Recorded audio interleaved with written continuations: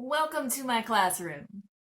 And no, the fact that I've moved halfway around the world to go to grad school in Sweden only to end up taking all of my courses online from my dad's dining room is not lost on me.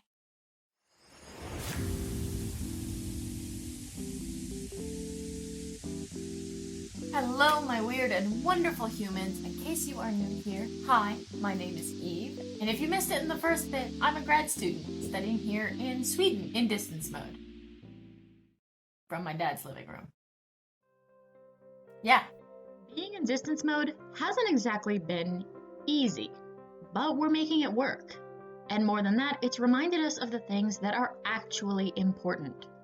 Things like valuing our own physical and mental health. Things like not taking our connection to other people for granted. Things like how awesome it is to leave your house for more than 4 minutes. And for students, it's also provided an additional lesson on how important it can be when learning to bring things back to basics. So here are some lessons I've taken away from learning in distance mode. Our environment plays a really big role in our ability to concentrate, our ability to absorb new material and study, but more importantly, it also has a really big impact on our mood and overall mental health. This is something that most of us are at least somewhat aware of, and yet never paid much attention to. It's only when we all started working and studying from home that the importance of creating a functioning environment that is good for both creativity and focus, as well as for our overall mental health, that we realized how important that is. But aside from basic environmental factors like trying to keep your desk straight, which I don't do, making sure that you're working in a well-lit area, which I don't do, or trying to limit distractions, there are other environmental triggers that we need to take into consideration and that might be specific to us as individuals. While some people work best at a desk or a table, others do better from the sanctity of their own couch, or even from their own bed. I know some of my classmates who get their best work done from bed. I'm not one of those. To me, bringing my laptop into bed makes it harder for me to turn off at night and means that I don't get as much sleep as I should. For some students, your phone could be an environmental trigger. I know a lot of us struggle to concentrate on what we're supposed to be doing when we have our phone within reach. Creating an environment that works for you, whether you're studying, working from home, or trying to write the next great novel, is important. And while there's plenty of great advice out there on how to curate a functional office and working space, it's also important to think about the things that do and don't work for you. Which brings me to my next point. Everyone learns a little differently. This is something that teachers spend years learning about, and it's usually applied when you're thinking of neurotypical versus neurodivergent learning. Even if you don't have special needs, the way that you learn and study best might be completely different from how your friends learn and study. And it's also part of why study tips and homework advice that works great for others may not help you, but that's okay. All of our brains work differently. If they didn't, we'd all be the same person. The long-kept secret about education and learning, it isn't about how well you do on tests, it isn't about how many hours you spend hitting the books, or even how smart you are. The secret to studying well is to find the techniques and methods that work for your brain. Teachers are taught to recognize the way that students learn and help facilitate that, whether they're physical learners, whether they learn better through explanation or exposition, whether they prefer the Feynman technique. The way that information soaks into all of our brains is not universal. So finding the way that helps your brain make the information click is key. Hello, brains! This is How to ADHD. It's an amazing channel here on YouTube with plenty of academic resources to help people find study techniques, productivity management, and all sorts of things. But Eve, I don't have ADHD. Well, that kind of doesn't matter. Because ADHD operates on a spectrum and because it's one of the most well-researched mental conditions on Earth, the resources provided by different ADHD doctors, clinicians, and people who have ADHD is oftentimes the best representation out there of how different brains work differently. What works for one person may not work for another, and those with ADHD or those who work with those with ADHD understand this. So, give it a look. I particularly like these.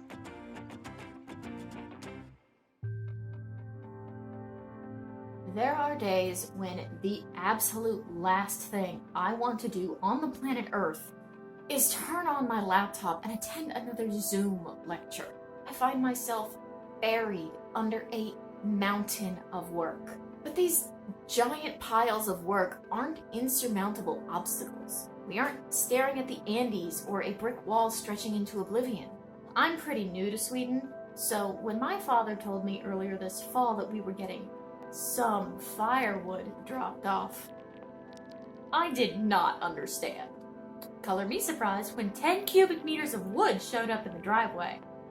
And in case you don't know what 10 cubic meters of wood looks like, the idea of tackling Mount Wood, even with my dad's help, seemed paralyzing, and I quite frankly didn't know where to start. If the idea of the amount of work that you have stretching before you is stopping you in your tracks, then stop looking at the big picture. Yes, a lot of times it's a good idea to know what you have coming, but when looking so far ahead stops you from taking the first step, you have to realize it's doing you more harm than good. When we already have the deck stacked so far against us, it does not make sense to put additional barriers in our own way. Breaking things down into smaller tasks is the core tenet of science. Stop worrying about climbing mountains and start looking at the molehills.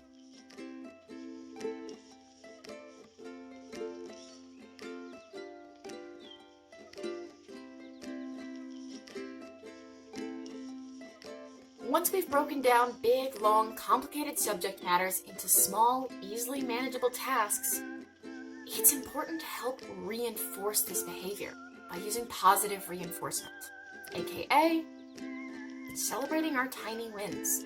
When studying all of Chapter 7 seems absolutely impossible, sitting down and opening the book is a win. When you don't want to do anything, let alone study your vocab, but you write out 3 flashcards, that's a win.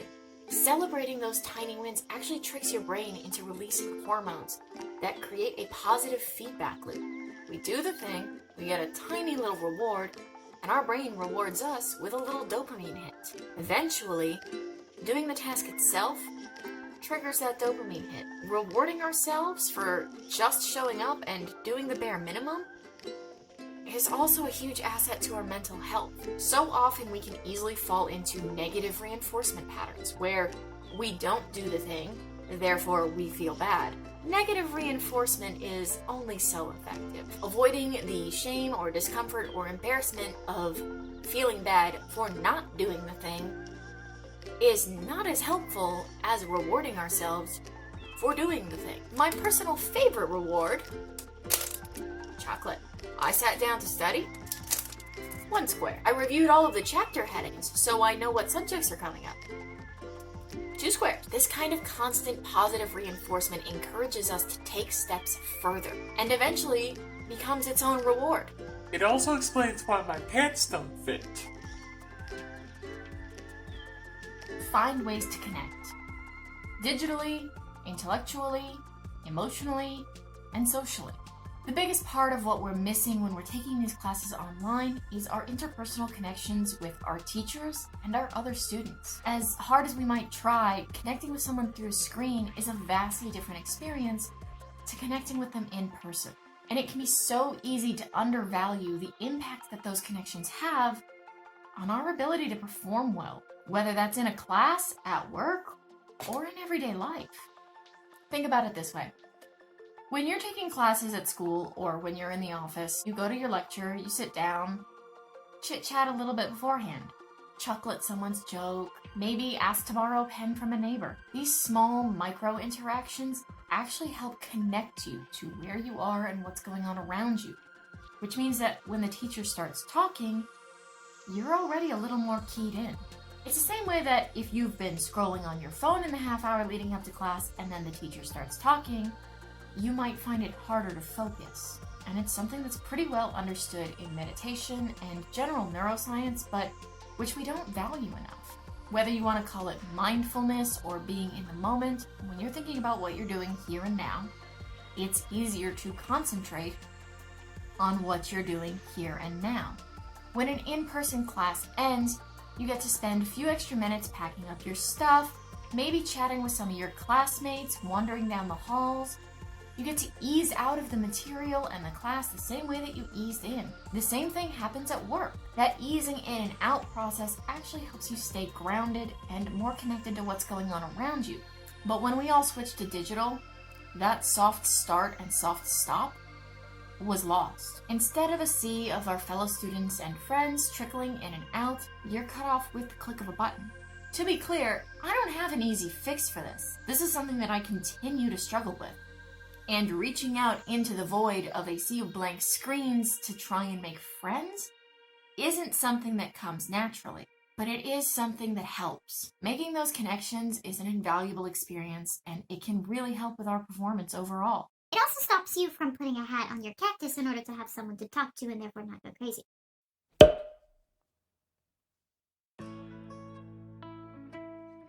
Learning doesn't stop when we leave the classroom. In an age of Skillshare, Masterclass, and YouTube tutorials, this really shouldn't surprise me. And yet, I find myself continuously surprised by the amount of information that's out there, by what is easily and freely accessible to us, by the breadth of options available. If there's one thing that we fail to appreciate, it's the modern-day miracle that is the World Wide Web, that puts so much at our fingertips. Everything from general life skills and productivity hacks to things as niche and compartmentalized as how to fix a particular valve on a specific model of radiator. By the way, Dad, the radiator's fine. Okay, we're all good. The radiator's fine. And the best part is that you can decide how much energy and time you want to invest in learning something. You could spend 5 minutes a day learning a second language, and in a few years, be able to function when you finally get to take that vacation. By the same token, if you're willing to invest more time, there are also options out there for becoming fluent in as little as a couple of months. But beyond the structure of classes and courses and everything else, if we do nothing else in this life, we will learn. And most of that learning isn't always intentional. The third time you drop a heavy hammer on your foot, you learn that maybe you should wear hard-toed shoes when you're working with heavy tools. The second time you burn the lasagna, you learn that maybe your oven's running a little hot and you should turn the temperature down. You try new things and open yourself up to new types of experiences, and you will always take something away from them. You don't have to be in a classroom to learn. You don't have to have signed up to any app. Learning is a part of human nature, and most of the time, it isn't even intentional. It's just kind of a byproduct of being alive and a human being on the planet Earth. So, find something that fascinates you. Find something that you're passionate about. Find something that makes you curious, that makes you wonder. Gather the resources that can help you to understand this shiny new thing that you've discovered. Create an environment to help you learn. Figure out the ways that information best soaks into your brain. Find a way to connect with the material. Try different learning techniques and find the ones that work for you and your brain. Take monumental tasks and break them down into tiny bite-sized chunks, and then celebrate yourself each time you manage to take a bite at it. And never stop learning.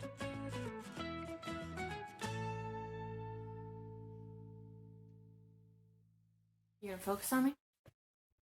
Maybe.